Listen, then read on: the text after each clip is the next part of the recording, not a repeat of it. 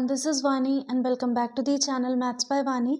In this video, we are doing question number 6 of exercise 6.2, chapter number 6, lines and angles of class 9th. So let's begin with our question. देखने में जितना hard लग रहा है उतना बिल्कुल hard नहीं है. 7-8 लाइनों में क्वेश्चन खत्म हो जाएगा एंड आपको अच्छे से समझ भी आएगा. सबसे पहले क्वेश्चन पढ़ते हैं. इन फिगर, ये फिगर है, PQ and RS are mirrors. ये PQ और RS क्या है? मिरर्स हैं हमारे पास, placed parallel to each other. अब ये देखो, ये बहुत ध्यान देने वाली चीज है. एग्जाम में आपको ऐसी स्टेटमेंट दिख सकती है. सो वो डायरेक्ट ये नहीं कहेगा कि ये लाइन इस लाइन के पैरेलल है. वो कुछ इस टाइप की स्टेटमेंट दे देगा कि वो क्लियर कर रहा है उसके अंदर कि हाँ भाई ये पैरेलल लाइन्स है, बट उसने डायरेक्टली नहीं लिखा है. सो ऐसा नहीं है कि डायरेक्टली नहीं लिखा है तो आप नहीं समझोगे. आप समझ चुके हो क्योंकि उसने ये डायरेक्ट बोला है कि PQ RS के पैरेलल है. कैसे? क्योंकि ये इसने शीशे रखे, ठीक है, हमने ऐसे खड़े कर दिए, तो दैट मीन्स वो इसके इक्वल ही तो है ना, पैरेलल ही तो है. तो दैट मीन्स गिवन, सबसे पहले हमें क्या चीज है वो लिखेंगे. गिवन है हमें PQ is parallel to RS. Now an incident ray AB strike the mirror. Incident ray AB है, जैसे कि हमने दो मिरर रखे एंड मैंने टॉर्च से लाइट मारी, तो आप देखते हो ना कि रिफ्लेक्शन. अब जैसे आप धूप में खड़े होते हो, ठीक है, आप ऐसे खड़े हुए हो धूप में एंड आपके ऊपर एक रे आके रेज आ रही हैं, तो आपने कुछ ग्लिटर टाइप का पहना हुआ है, तो वो आप देखते हो ना, बच्चे कहते हैं कि वो दीवार पे देखो उसकी वो आ रही है, ग्लिटर दिख रहे हैं, वो उनकी शेडो दिख रही है. ये रेज वो रेज जो होती हैं वो लाइट पास करती हैं. तो दैट मीन्स ये क्या है, हमारा जो हमारा इंसिडेंट रे है AB, जब वो हमने डाला तो वो रिफ्लेक्ट करके कहाँ पर आ रहा है? BC पर. देखो PQ एट B, ठीक है. फिर the reflected ray moves along the path BC. जो रिफ्लेक्टेड रे है वो BC के थ्रू एक लाइन के अंडर पास हो रही है and strikes the mirror RS at C. C पर वो स्ट्राइक कर रही है. अगेन जिगजैग पैटर्न बन रहा है, बट उसने ये बोला है कि and again reflects back along CD. फिर CD पे जा रही है. अब जैसे D पे जाएगी तो E से फिर वो इस टाइप से बनेगा. सो उसने हमें सिर्फ और सिर्फ इतना दिया है कि भाई ये इस तरीके से एक पैटर्न बन रहा है.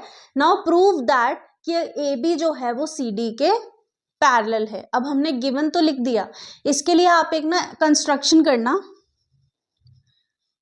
कंस्ट्रक्शन करेंगे अब हम इसके अंदर.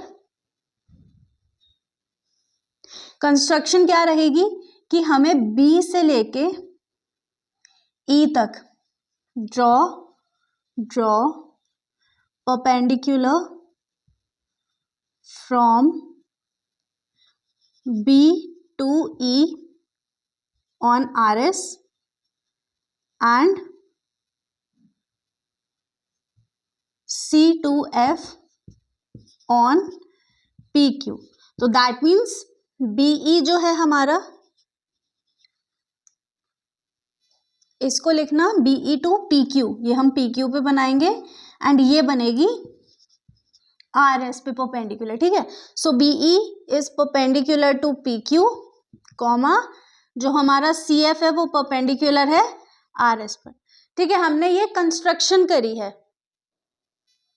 अब क्योंकि बिकॉज PQ पैरेलल है किसके? RS के, ये हमें गिवन है. सो देयरफॉर अगर ये लाइन पैरेलल है तो उसके ऊपर जो परपेंडिकुलर्स बन रहे हैं वो भी तो पैरेलल होंगे. So therefore BE is parallel to CF. भाई अगर ये दोनों मिरर्स, ये दोनों लाइंस हम ले रहे हैं, मिरर नहीं कहते हम लाइन कह रहे हैं, अगर ये दोनों लाइंस एक दूसरे के पैरेलल हैं तो जिनके ऊपर परपेंडिकुलर्स बने हैं वो भी तो पैरेलल होंगे ना एक दूसरे के. अब ये यहाँ पर क्या करना है, एक जो एंगल बन रहा है ना, इनको बनाना. ये होगा angle 1, angle 2, this is angle 3 and ये हो गया एंगल 4. अब हमें पता है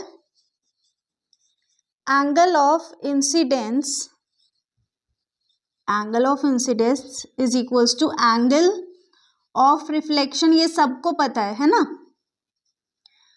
तो दैट मीन्स हम एक चीज बोल सकते हैं इसके अंदर कि भाई एंगल 1 जो है वो एंगल 2 के इक्वल होगा.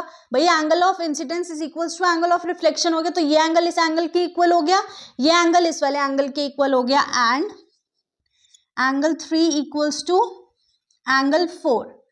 समझ आ गया इतना? इसके अंदर मैंने क्या चीज करी कि angle of incidence is equals to angle of reflection होता है, ये हम सबको पता है. सो ये एंगल ऑफ इंसिडेंस जा रहा था, ये एंगल ऑफ रिफ्लेक्शन हो रहा था. तो angle 1 is equals to angle 2, same यहाँ पर हो रहा था. So angle 3 equals to angle 4. I hope इतना समझ आ गया होगा. अब यहाँ पर एक चीज देखो, एंगल 1 जो है, एंगल 2, हाँ, अब यहाँ पर एक चीज देखो, अगर मैं इस लाइन को इस तरीके से देखूं, ये चीज, तो ये ऑल्टरनेट इंटीरियर एंगल बना रहा है या नहीं. Now here because BE is parallel to CF, so therefore angle 2 equals to angle 3. क्यों? Alternate interior angles. समझ आ गई ये चीज. अगर ये दोनों लाइंस पैरेलल है तो इनके बीच में जो ऑल्टरनेट इंटीरियर एंगल बन रहा होगा वो भी तो इक्वल होगा ना. So angle 2 is equals to angle 3. अब अगर मैं ये एंगल को ऐड कर दूं, angle 1 plus angle 2 equals to angle 3 plus angle 4, तो ये क्या एंगल बनेगा? Angle 1 plus angle 2, ABC. Angle ABC is equals to angle 3 angle 4 को ऐड करने पे क्या बन रहा है? BCD. एंगल BCD हमने ऐड करके इन दोनों को इक्वल प्रूव कर दिया. भाई अगर ये दोनों पेयर में इक्वल है, ये पेयर में इक्वल है, दैट मीन्स इनके जो एंगल बन रहे हैं वो भी इक्वल होंगे. तो अब अगर ये एंगल, ये पूरा एंगल इस एंगल के इक्वल हो गया है, तो ये Z भी तो बना रहा है. ये देखो, ये पूरा का पूरा Z भी तो बना रहा है. So because alternate interior angles are equal, so therefore AB is parallel to CD. ठीक है, यहां पर आंसर नहीं, यहां पर आप लिखोगे hence proved. ठीक है,